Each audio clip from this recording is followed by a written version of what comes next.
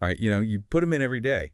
You barely think about them. Yeah. But contact lenses, man, they're kind of a miracle when you think about it, right? Totally. I mean, so many of us rely on them or glasses, but how often do we actually consider the whole history behind this vision correction? Right. Like, where did this whole idea even come from?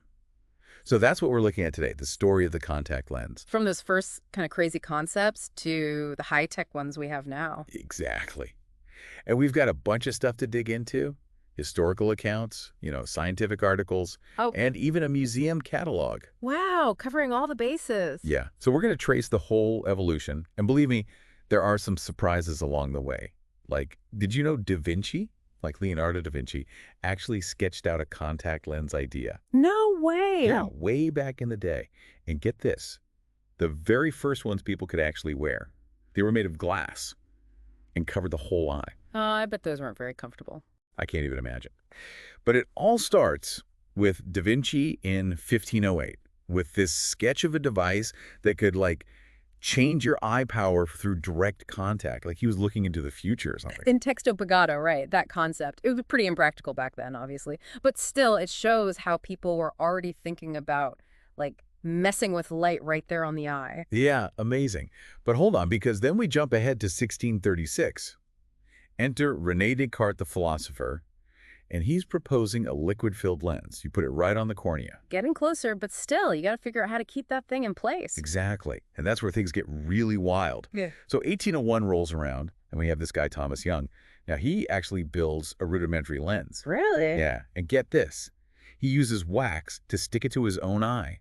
A water-filled glass lens stuck on with wax. Oh, man, I bet that was not fun. Texto Pagado mentions it, and yeah, it sounds pretty uncomfortable, but hey, got to start somewhere, right? Definitely a crucial step, though. Totally. Okay, but here's a twist. So on the road to practical contacts, we make a pit stop at, get this, artificial eyes. What? Artificial eyes? Yeah, and this is where it gets interesting. So 1887, this guy, F.A. Muller, he makes glass eyes. And he comes up with this transparent lens. To protect the eye. Exactly, for damaged eyes. Not even thinking about vision correction, right? Wow. But that work, unintentionally, laid the groundwork for the whole contact lens revolution. That's wild. It's like sometimes these breakthroughs happen in the most random places. Totally. It makes you think what crazy stuff today might lead to something huge down the line. Right. One little thing can ripple out and change everything. So we've got these early visionaries, a detour through the world of artificial eyes. And now, boom, it's the late 1800s. This is when things really get going. Oh, yeah. Yeah. We have two ophthalmologists, Adolf Fick and Eugene Kalt, working totally separate from each other, but around the same time, they both developed practical, wearable glass contact lenses. Texto Pagado talks about that, doesn't it? That was a turning point. Yeah, big time. And these glass lenses, they were still pretty big and heavy, but you could actually wear them for a few hours. A few hours, wow. That's got to be progress. Huge progress. I mean, think about it. Going from sketches and wax contraptions to actually wearing a lens on your eye. It's incredible. It is. But I got to ask, like, how did people react to those early lenses? I mean, covering your whole eye with glass. Kind of creepy, right? Well, I mean, they weren't exactly invisible, that's for sure. These were what they called scleral lenses. They covered the whole visible part of the eye. And they needed fluid just to, like, keep things lubricated. Oh. Yeah, so blinking was a bit of a challenge. I can imagine. But then, thank goodness, came plastic. Much better. Right. Mid-20th century, and plastic lenses are the new thing. The history of contact lenses, lensstore.co.uk, talks about William Feinbloom. In 1936, he starts using acrylic resin. Oh, yeah. Game changer. Lighter. Way less breakable. Right. Can you imagine the difference for people wearing them? Oh, absolutely. Night and day, I get. And then, this is so cool, we get this amazing story of Kevin Towity. 1948, he's working with these new plastic lenses, and he accidentally creates the first corneal lens. Accidentally. Yep, accidentally. The history of contact lenses, lensstore.co.uk, says he was sanding one down, and boom, corneal lens. Talk about a happy accident. Right. This lens, it was smaller, just covering the cornea. Much more comfortable, a total turning point. So from Da Vinci's sketches to the first glass lenses to plastic and this happy accident that leads to the corneal lens. Half the journey, huh? Amazing. But wait, the story's not over yet, right? Oh, it keeps going. Because the mid-20th century, that's when we get soft lenses. A whole new level of comfort and wearability. Oh, yeah. And that's where we'll pick up next time on our deep dive. Can't wait. It's incredible how far contact lenses have come, and we haven't even gotten to the really futuristic stuff yet. Stick with us. Welcome back. Last time we were talking about the move to plastic lenses and those corneal lenses. Yeah, that accidental discovery. Right. So that brings us to this huge shift in the mid-20th century. We're talking about the rise of soft lenses. Yes, the comfort revolution. Mm. Like going from a stiff, scratchy shirt to, like, super soft cashmere. Perfect analogy. And the heroes of this story, two Czech chemists, Otto Wistreley and Jaroslav Lim. Texto Pagado talks about them. They invented this thing called hydrogel. So what is it? Why was it such a big deal for contact lenses? Okay, so hydrogel, it's this amazing material, soft, flexible, but also it can hold a ton of water, like soak it right up. And that was the key to making contact lenses way more comfortable to wear. Makes sense. So no more feeling like you've got tiny pieces of plastic stuck to your eyeballs. Exactly. But of course, there were some early hiccups. Those first hydrogel lenses, they were kind of a pain to handle, super soft, so they could tear easily. Ah, I see. And the optics, the clarity, it wasn't quite as good as the hard lenses at first. So it took some tweaking. Oh, yeah. It was a constant process of, like, refining the material. Scientists, they were working nonstop to make it more durable, easier to handle, and to get that vision correction just right.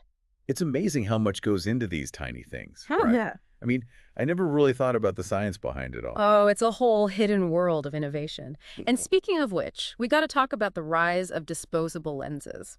The history of contact lenses, lenstore.co.uk mentions this. The 1980s, that was the decade of disposability. Yeah, disposable everything. I mean, how did that change the game for contact lenses? Well, think about it. Before disposables, you had to clean your lenses every day. Soaking, rubbing, disinfecting, it was a whole thing. Not to mention a little gross, probably. Yeah, not the most hygienic, but then, boom, disposables. A fresh pair every day and just chuck the old ones. Way more convenient, way cleaner. I can see why people love that. But was there more to it than just convenience?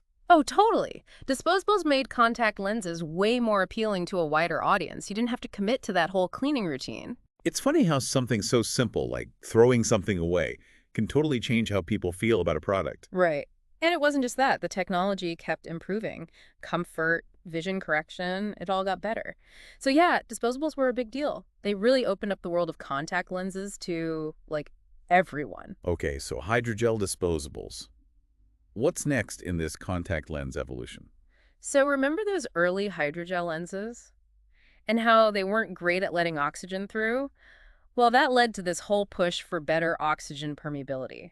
And that brings us to silicone hydrogel lenses. Late 1990s, those hit the scene. Silicone hydrogel. That sounds familiar. Is that like what most lenses are made of now? You got it. It's a game changer for oxygen flow. So much healthier for the eye. And you can wear them longer without problems. Comfort and eye health. It's amazing how they keep finding ways to make things better. Absolutely. But you know what? The story doesn't stop there. Because contact lenses, they're not just about vision anymore. We're talking contact lenses as healthcare tools now.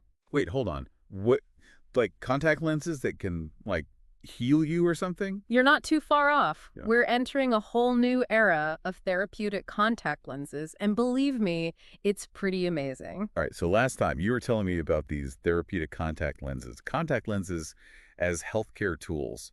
It's kind of blowing my mind, honestly. Yeah, it's pretty wild stuff. We're talking about, like, miniature medical devices right there on your eye. Okay, but like what can they actually do? Well, Texto Pagado talks about how they're already being used to deliver medication directly to the eye. Oh, wow, really? Like how? So think about glaucoma. You need medication consistently, right? But eye drops, they're messy, and sometimes they don't even get where they need to go. Yeah, that makes sense. But with these lenses, you can release medication right there in the eye, very controlled, exactly where it's needed. Wow. So it's like a tiny little medicine dispenser just sitting on your eye. Pretty much. And that's not all. They're also using them for wound healing. Wait, really? Yeah. You can get these special lenses that basically act like a protective barrier over a corneal injury. So it helps it heal, protects it from infection. So it's like a little bandage for your eye. Exactly. And that's just the start, honestly. They're working on even more advanced lenses. Lenses that release anti-inflammatory drugs for dry eye or even antibiotics to fight infections. You weren't kidding about the sci-fi stuff.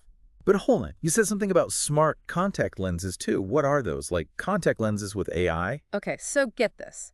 Texto Pagado mentions these lenses that can actually monitor your health.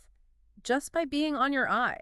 Like, imagine a lens that checks your eye pressure constantly. That would be amazing for glaucoma, right? Like an early warning system. Exactly. Or how about a lens that measures your glucose levels? No way. So people with diabetes could, like, manage their condition with their contact lenses. That's the idea, and that's not even scratching the surface. They're looking at lenses that could detect all sorts of things, like biomarkers for cancer, Alzheimer's. Whoa, whoa, whoa. So it's like having a team of tiny doctors just constantly checking up on you.